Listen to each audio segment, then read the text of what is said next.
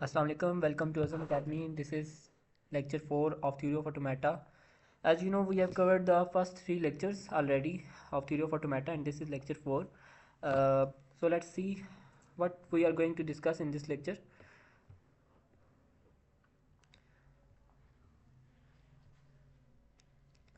अच्छा जी, आपको जैसे कि पता है कि हमने प्रीवियस लेक्चर में जिनसे हमने देखा था कि एक लैंग्वेज को डिस्क्राइब करने के कितने मेथड होते हैं, जिसमें हमने देखा था कि 3 मेथड होते हैं एक लैंग्वेज को डिस्क्राइब करने के, जिसमें आता था डिस्क्रिप्टिव मेथड था और रिकर्सिव मेथड था और रेगुलर एक्सप्रेशंस था। सबसे पहला मेथड डिस्क्रिप्टिव मेथड, इसको डिटेल में हमने प्रीवियस लेक्चर में देख लिया था कि डिस्क्रिप्टिव मेथड क्या होता है, जिसमें हमने क्या देखा था कि एक लैंग्वेज गिवन हो, उसको डिस्क्राइब करने हो डिस्क्रिप्टिव मेथड के थ्रू, तो उसमें क्या होता है, सिंपल इंग्लिश लैंग्वेज के सेंटेंसेस यूज होते हैं उस लैंग्वेज को डिस्क्राइब करने के लिए। आज के लेक्चर में हम देखेंगे second method which is recursive method. इसको डिटेल में देखते हैं कि रिकर्सिव मेथड क्या होता है, किसी लैंग्वेज को डिस्क्राइब करना हो तो रिकर्सिव मेथड किस तरह यूज़ होता है। So let's see. अच्छा जी, रिकर्सिव मेथड में आपको सबसे पहले ये देखना है कि किस तरह हम डिस्क्राइब करते हैं लैंग्वेज को। इसके जो है ना, दो बेसिक रूल होते हैं जिनको कहते हैं base case and recursive rule. Base case and recursive rule. Recursive method is a way to describe a language step by step. हम स्टेप बाय स्टेप एक लैंग्वेज को डिस्क्राइब करते हैं रिकर्सिव मेथड के थ्रू, जिसमें दो रूल्स यूज़ होते हैं। पहला रूल है बेस केस और दूसरा रूल क्या है, रिकर्सिव रूल है। No other rule except base case and recursive rule. इसके अलावा कोई भी रूल यूज़ नहीं होता। ठीक है, आगे इनमें डिटेल में देखते हैं कि बेस केस क्या होता है और रिकर्सिव रूल क्या होता है। अच्छा, बेस केस आपको ये आप जो मैं साथ कराता हूँ ना, तो आप एक कॉपी पेंसिल ले लिया करें, उसके ऊपर साथ साथ इजी वर्डिंग में जैसे आपको आसान लगता है उस तरह आप राइट कर लिया करें, ताकि आपको ना कन्फ्यूजन दूर हो जाए। अच्छा, देखते हैं बेस केस क्या होता है। बेस केस जो है ना, किसी भी लैंग्वेज की स्टार्टिंग स्ट्रिंग होगी। हो सकता है कि एक स्ट्रिंग हो सकता है मोर देन वन स्ट्रिंग हो। ठीक है, तो बेस केस हम क्या बोलेंगे, base case is the starting string of a language. It tell where to begin. ये हमें बताता है कि किस कहाँ से स्टार्ट हो रही है language. Without a base case, अगर बेस केस हमारे पास नहीं होगा, we can not generate any string. अगर हमारे पास बेस केस ही नहीं है तो हम कोई भी स्ट्रिंग जनरेट नहीं कर सकते। अगर कोई भी लैंग्वेज आपके पास गिवन हो, आपको बोला जाए इस लैंग्वेज को रिकर्सिव रूल के थ्रू डिस्क्राइब करें, तो सबसे पहले आपने क्या करना है, उसका बेस केस डिफाइन करना है कि what is the base case. Base case में हम बेसिक ऑब्जेक्ट को डिफाइन करते हैं। Basic object mean the first string of that particular language. ठीक है, तो हमारे पास ये लैंग्वेज है, तो हम क्या बोलेंगे, इसकी हमने कौन सी डेफिनेशन करनी है, रिकर्सिव डेफिनेशन करनी है। ठीक है, रिकर्सिव मेथड लगाना है इसके ऊपर। तो हमने बेस केस इसका क्या बनाया है, अब देखिए ये लैंग्वेज है तो इसमें बेस केस क्या है। मैंने आपको बोला बेस केस क्या होता है कि फर्स्ट स्ट्रिंग होती है लैंग्वेज की। हो सकता है वो एक से ज़्यादा भी स्ट्रिंग हो सकती हैं। तो बेस केस इस लैंग्वेज में क्या बन रहा है, zero, because it is the first string of that particular language. तो zero is the base case. ठीक है, तो अब इस बेस केस के थ्रू हम क्या करते हैं, नेक्स्ट स्ट्रिंग्स बनाते हैं using rule that is being use in that particular language. Okay, base case हमने बना लिया। बेस केस हमारे पास क्या है, ज़ीरो। क्यों ज़ीरो बेस केस है कि वो इस लैंग्वेज का क्या है, फर्स्ट स्ट्रिंग है। So that's why it is the base case और बेसिक ऑब्जेक्ट। अगला जो सा वो पार्ट होता है, इसका बेसिक रूल जो सा यूज़ होता है, एक तो बेस केस है और दूसरा recursive rule. Recursive rule use होता है। अब रिकर्सिव रूल क्या होता है, recursive rule tell us how to create new string from the existing string of the language. अब हमने बताया कि सबसे पहले हमने बेस केस तो डिफाइन कर लिया कि बेस केस में सबसे पहली स्ट्रिंग कौन सी आती है। अब हमने अगली स्ट्रिंग्स बनानी होती हैं। ठीक है, अब देखें zero, zero is the base case, zero base case था। अब हमने टू बनाना है, फिर थ्री बनाना है, फिर फोर फोर बनाना है, फिर सिक्स बनाना है। इस तरह करके हमने करके बनाते जाना है लैंग्वेज को। अच्छा, यहाँ पे ये मिस्टेक हुई भी है कि लैंग्वेज जो सी है ना, वो zero two four six eight इस तरह, ये थ्री नहीं है इसके अंदर, ये मिस्टेक है एक।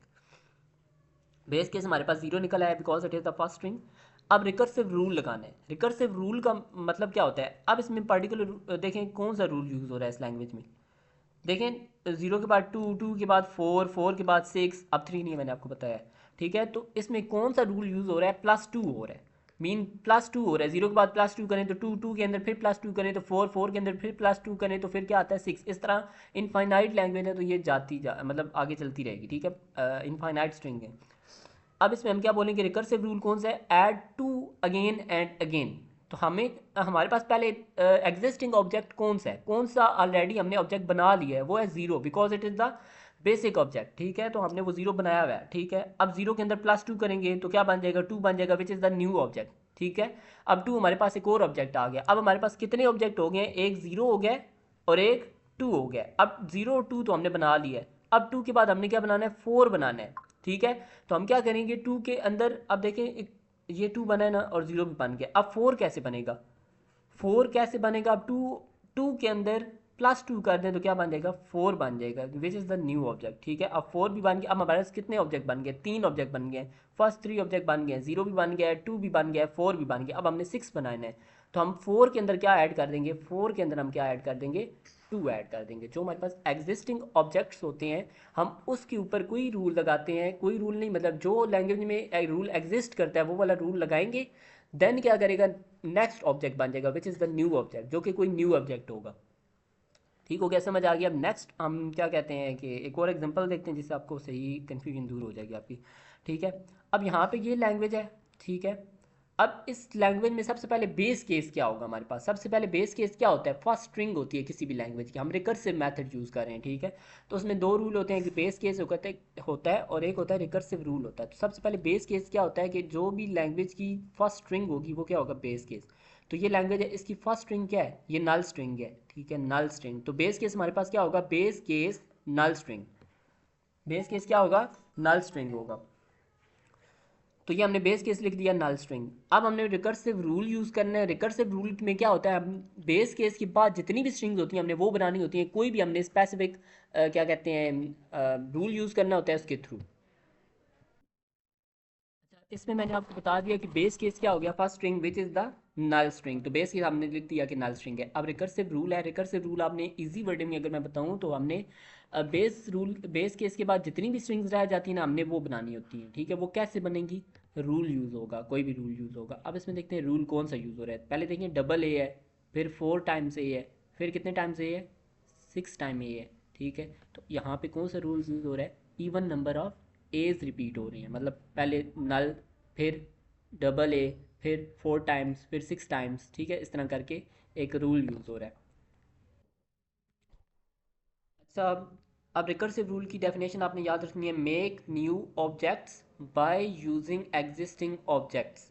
मतलब आपने एग्जिस्टिंग जो आपके पास ऑलरेडी एग्जिस्ट कर रहे हैं उन ऑब्जेक्ट्स को यूज़ करके आपने नेक्स्ट ऑब्जेक्ट बनाने हैं। अब हमारे पास एक ऑब्जेक्ट तो आ गया null which is base object, basic object. ठीक है, नल तो आ गया। अब हमने नेक्स्ट स्ट्रिंग क्या है, डबल ए। डबल ए हम कैसे बनाएंगे, अब देखिए नल से डबल ए नहीं ना बना सकते। मैंने आपको बोला है कि नल से कोई चीज़ नहीं हम निकाल सकते, नल नल ही रहेगा। तो नेक्स्ट हम ऑब्जेक्ट ये डबल ए कैसे बनाएंगे। अब हम आप सोच रहे होंगे कि इस तरह डबल ए डायरेक्ट लिख दें, double a belong to that language. ये इनकरेक्ट है, बिकॉज इससे अगली नेक्स्ट स्ट्रिंग कोई भी नहीं बना सकते, डबल ए ही आएगा सिर्फ। ठीक है, अब यहाँ पे देखें double a belong to that language. अब हमने नेक्स्ट स्ट्रिंग, आप सोच रहे होंगे नेक्स्ट स्ट्रिंग बन गई है, लेकिन इट इज़ इनकरेक्ट। ठीक है, तो आपने ये चीज़ याद रखनी है। अब आप सोच रहे हैं ना कि डबल ए हमने डायरेक्ट बना दी है। ठीक है, अब ये तो चले बन गई, सेकंड स्ट्रिंग बन गई। आप कहते हैं कि डबल ए डायरेक्ट लिखते हैं। ठीक है, तो हम कहते हैं कि ठीक है सेकंड स्ट्रिंग बन गई, लेकिन ये जो सी अगली स्ट्रिंग है ये कैसे बनेगी, फोर ए, सिक्स ए, फिर एट ए, फिर टेन ए, वो इस स्ट्रिंग से नहीं बन सकती। तो हमने ऐसी पर्टिकुलर स्ट्रिंग बनानी है जिससे सारी बन जाए। तो हम क्या करेंगे, मतलब जो एक्सपेंड हो जाए आगे। ये एक्सपेंड नहीं हो सकता, क्यों नहीं हो सकता, इसमें सारे टर्मिनल्स हैं, नॉन टर्मिनल या वेरिएबल नहीं एग्जिस्ट कर रहा। तो हमें वो स्ट्रिंग बनानी है जिसके अंदर वेरिएबल भी हो। ठीक है, तो हमने ये स्ट्रिंग बना ली है। ठीक है, ये वाली स्ट्रिंग एस डबल ए। ठीक है, अब इसमें देखें एस क्या है, एस वेरिएबल है। ठीक है, एस क्या है, वेरिएबल है, तो इसको एक्सपेंड किया जा सकता है। तो मैं इसी वर्डिंग में आपको बताता हूँ कि हमने ये एस डबल ए क्यों बनाया और डबल ए क्यों बनाया है। ठीक है, अब देखिए हमने हमारे पास एक फर्स्ट बेस केस में हमने क्या जनरेट की थी, ये स्ट्रिंग जनरेट की थी विच इज़ नल। अब हमें चाहिए था डबल ए। ठीक है, तो नल से हम कभी भी कोई भी स्ट्रिंग जनरेट नहीं कर सकते। तो हमने ऐसी स्ट्रिंग जनरेट करनी है जिसको मज़ीद जनरेट करके हम ये भी बना सकें, ये भी बना सकें, उसी एक स्ट्रिंग में से हम ये भी बना सकें, ये भी बना सकें, ये भी बना सकें। ठीक है, तो ये जो सा केस मैं करा रहा हूँ ये तकरीबन हर क्वेश्चन में यूज़ होता है तकरीबन। ठीक है, तो हम क्या करेंगे, अब देखें डबल ए है तो हमें कैसी स्ट्रिंग बनानी चाहिए। अब ये अगर बना देना डबल ए, ठीक है, तो ये ठीक है, गलत नहीं है, लेकिन फिर भी क्या होगा, इससे ज़्यादा ये वाली स्ट्रिंग, मतलब इससे ये यहाँ पे ना डबल ए अगर बनाए ना तो इसके आगे वाली स्ट्रिंग जो सी है फोर टाइम्स ए, सिक्स टाइम ए, ये नहीं बन सकती। बिकॉज आप देख रहे हैं कि ए और ए, ठीक है, अब इसमें से किसी चीज़ को एक्सपेंड नहीं किया जा सकता। बिकॉज एक्सपेंड उसको किया जा सकता है जो वेरिएबल हो, लेकिन इसके अंदर तो टर्मिनल्स हैं। ठीक है, दोनों टर्मिनल्स हैं, तो हम क्या करेंगे, अब ऐसी स्ट्रिंग बनाएंगे जिसके अंदर कोई एक वेरिएबल एग्जिस्ट करता हो, जिसको हम बार बार रिप्लेस कर सकें, एक्सपेंड कर सकें, ठीक है। तो हमने क्या बनाया, एस डबल ए बनाया, ठीक है, एस डबल ए बनाया, ठीक है, जिसमें अब यहाँ पे पढ़े नीचे, here we created next object s double a in which s is variable. इसका क्या मतलब है कि एस वेरिएबल है तो एक्स एक्सपेंड किया जा सकता है, it can be replace by existing object, इसको किसी भी एग्जिस्टिंग ऑब्जेक्ट के साथ रिप्लेस किया जा सकता है। अब हमारे पास एग्जिस्टिंग ऑब्जेक्ट क्या है, सिर्फ नल है, ये वाला, ठीक है। अब हमने डबल ए बनाना है, तो हम एस को किस से रिप्लेस करें तो डबल ए बन जाएगा, ऑफ कोर्स नल से रिप्लेस करें तो क्या बनेगा, नल डबल ए बनेगा। ऐसी जगह नल लगा दें तो क्या बनेगा, नल डबल ए। तो हमारे पास ये देखें बन गया नल डबल ए, ठीक है। तो ये नल डबल ए किसकी इक्वल होता है, कोई भी नल किसी भी स्ट्रिंग के साथ मल्टीप्लाई होगा तो वो स्ट्रिंग ज़ाया नहीं होगी, मतलब वो एज इट इज़ ही रहेगी, ठीक है। तो क्या बनेगा, डबल ए रह जाएगा, नल डबल ए किसके इक्वल होता है, डबल ए के। तो देखें ये सेकंड स्ट्रिंग अचीव होगी हमारे पास, ठीक है। तो हमने बार बार इस चीज़ को यूज़ करना है, इस चीज़ को एक बार इसे बनाना है, एस को रिप्लेस करते जाना है, जो वेरिएबल होगा उसको रिप्लेस करते जाना है अगेन एंड अगेन, ठीक हो गया। अब देखिए हमारे पास दो ऑब्जेक्ट्स बन गए, एक नल बन गया, एक डबल ए बन गया, ठीक है। अब हमने बनाना है 4 टाइम्स ए, ठीक है। तो आप देखें दो एग्जिस्टिंग ऑब्जेक्ट हैं, इसको इनमें से किसी को भी रिप्लेस किया जा सकता है एस के साथ। तो हमने 4 टाइम्स ए बनाना है, तो ये जो सा एस है, एस डबल ए, इसमें एस को किस से रिप्लेस करें तो 4 टाइम ए बन जाएगा, इन दोनों में से रिप्लेस करना है कोई भी, क्योंकि ये एग्जिस्ट कर रहे हैं हमारे पास, एक नल है एक डबल ए है, ठीक है। अब देखिए नल को रिप्लेस करें तो क्या बनेगा, नल यहाँ पे लगा दें फिर डबल ए बन जाएगा, लेकिन हमें तो 4 टाइम ए चाहिए। तो यहाँ पे जो सा ये 2 टाइम ए है, अगर एस की जगह ये लगा दिया जाए तो 4 टाइम ए बन जाता है ना। अगर एस की जगह ये वाला एग्जिस्टिंग ऑब्जेक्ट लगा दो क्या बनेगा, 4 टाइम्स ए, तो ये हमारे पास नया ऑब्जेक्ट बन जाएगा। इस तरह करके हमने एस को फिर अगली दफ़ा हम 4 टाइम ए के साथ रिप्लेस करेंगे, जो हमारे पास एग्जिस्टिंग होंगे ना उनको ही रिप्लेस करते हैं एस के साथ, ठीक हो गया। इस तरह करके हम, आपने ये चीज़ याद रखनी है, जब नल आता है ना पहला स्ट्रिंग जिसमें आती है नल, ठीक है, उसमें हम ये चीज़ यूज़ करते हैं कि वेरिएबल भी हो जिसके साथ, ऐसी स्ट्रिंग बनाएंगे जिसमें कोई वेरिएबल हो, और उस पर्टिकुलर वेरिएबल को हम क्या करेंगे, बार बार क्या करते जाएंगे, रिप्लेस करते जाएंगे, ठीक है। तो ये चीज़ उम्मीद करता हूँ कि आपको समझ आई होगी। नेक्स्ट एग्जांपल हम देखते हैं कि उसमें क्या है।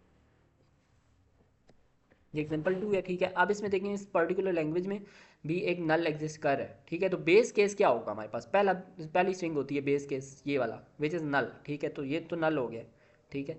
अब हमने रिकर्सिव रूल लगाना है, यानी अगली स्ट्रिंग बनानी है ए बी, ठीक है। तो मैंने क्या बताया है कि ए बी लगाएं, लेकिन कोई रूल मतलब देखना है साथ। अब a b double a b b triple a b b b, ठीक है। अब यहाँ पे अगर डायरेक्ट ए बी लिख दें तो वो तो इनकोरेक्ट है, मैंने अभी आपको बताया कि क्योंकि ये एक्सपेंड नहीं हो सकता, यहाँ पे रुक जाएगी, स्टॉप हो जाएगी लैंग्वेज, फिर दो ही इसके अंदर बनेंगे, या नल बन जाएगा या ए बी स्ट्रिंग बनेगी, इससे आगे नहीं जा सकेगी, ठीक है। तो हमने ऐसी बनानी है स्ट्रिंग बनानी है जिसको आगे मजीद एक्सपेंड किया जा सके, एक्सपेंड इस तरह किया जा सके कि अगली स्ट्रिंग्स भी बन जाए, ठीक है। तो हमने क्या बनाया, ए डब्ल्यू बी, ठीक है। अब आप बोलें कि डब्ल्यू के सेंटर में क्यों आ गया, ठीक है। अब देखें, अब डब्ल्यू इसलिए सेंटर में लाया है कि डब्ल्यू अगर पहले ले जाते, ठीक है, अगर पहले ले जाते तो वो तो ये आगे वाली स्ट्रिंग नहीं बन सकती, बिकॉज आप देखिए ए बी, तो दरमियान में दोबारा ए बी है, तो हम क्या करेंगे, डब्ल्यू दरमियान में रखेंगे ताकि डब्ल्यू को बार बार एग्जिस्टिंग स्ट्रिंग के साथ रिप्लेस किया जा सके। आगे इसको सॉल्व करते हैं तो आपको तब समझ आ जाएगी सही, ठीक है। तो हमने कौन सा ऑब्जेक्ट बनाया है, ये वाला ए बी, और दरमियान में क्या है, सेंटर में डब्ल्यू है, बिकॉज हमें एक वेरिएबल चाहिए जिसको बार बार क्या किया जा सके, एक्सपेंड किया जा सके। Every new string add 1 a and 1 b. अब यहाँ पे number of a's number of b के क्या होंगे, इक्वल होंगे, ये ऊपर ये रूल है, ठीक है। तो हमने ऐसी पार्टिकुलर स्ट्रिंग बनाई, कौन सी बनाई, ए डब्ल्यू बी। अब हमने ए डब्ल्यू बी बना दिया, अब सेकंड स्ट्रिंग क्या है, ए बी है ना। अब ये अचीव करना है, तो हमने ये जो सा वेरिएबल है डब्ल्यू, इसको किस एग्जिस्टिंग ऑब्जेक्ट के साथ रिप्लेस करेंगे तो ए बी बन जाएगा। देखें एक एग्जिस्टिंग ऑब्जेक्ट है विच इज़ नल, तो डब्ल्यू की जगह अगर नल लगा दें यहाँ पे तो क्या बन जाएगा, ये देखें ए नल बी। तो नल मैंने बोला कि नल का कोई इफेक्ट नहीं होगा ए बी के ऊपर, ठीक है। तो नल मतलब ये क्या रहेगा, ए बी ही रहेगा। तो क्या बन गई, ये नई स्ट्रिंग क्या बन गई, ए बी बन गया। तो हमारे पास दो एग्जिस्टिंग ऑब्जेक्ट आ गए, एक नल और एक ए बी आ गई है। अब हमने क्या बनाना है, ये चीज़ बनानी है, डबल ए डबल बी बनाना है, ठीक है। अब ये हमारे पास स्ट्रिंग है ए डब्ल्यू बी, तो हम डब्ल्यू को किस चीज़ से, किस एग्जिस्टिंग ऑब्जेक्ट के साथ रिप्लेस करें कि ये थर्ड वाली स्ट्रिंग बन जाए, डबल ए डबल बी। अब जरा सी बात है, दो स्ट्रिंग है ये वाली हमारे पास एग्जिस्टिंग, एक नल है एक ए बी है। तो इस डब्ल्यू को या इससे रिप्लेस करना है या इस डब्ल्यू को अगली वाली स्ट्रिंग से रिप्लेस करना है, क्योंकि हमारे पास यही दो एग्जिस्टिंग है। तो हम क्या करेंगे, हम अगली वाली स्ट्रिंग से रिप्लेस करेंगे विच इज़ ए बी, क्योंकि हमने ये वाली बनानी है थर्ड वाली। तो वो कैसे बनेगी, अब जब इनके सेंटर में क्या आ जाए, ए बी आ जाए, तो क्या बनेगा, डबल ए डबल बी बन जाएगा। अब देखें हमें ये चाहिए, we need AA and we have AWB। हमारे पास ये है ना, ये चीज़ है। तो डब्ल्यू को किससे रिप्लेस करना चाहिए? डब्ल्यू को रिप्लेस करेंगे विद एनी एग्जिस्टिंग स्ट्रिंग, ठीक है। तो हम किससे रिप्लेस करते हैं डब्ल्यू को? AB के साथ। हमारे पास दो हैं, एक नल है एक AB है, तो हम AB लगा देते हैं डब्ल्यू की जगह पे। डब्ल्यू की जगह पे AB लगा देंगे तो क्या बन जाएगा? AA बन जाएगा। तो हमारे पास ये वाली स्ट्रिंग क्या होगी? अचीव होगी। अब इसी तरह अगली स्ट्रिंग अचीव होती जाएंगी, ठीक है, एक एक करके। तो हमने वेरिएबल जो होता है वो एक पर्टिकुलर जो सी स्पेसिफिक सिचुएशन होती है उसके ऊपर लगाना होता है वेरिएबल, ताकि उसको रिप्लेस करें और अगली जो सी है ना स्ट्रिंग्स वो भी हमें अचीव होती जाए।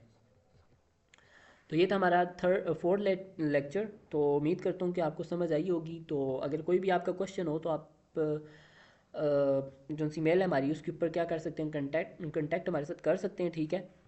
तो अगर कोई भी आपको वीडियो चाहिए किसी भी टॉपिक के ऊपर तो आप फिर भी हमें मेल कर सकते हैं। तो मिलते हैं नेक्स्ट वीडियो में। अल्लाह हाफ़िज़।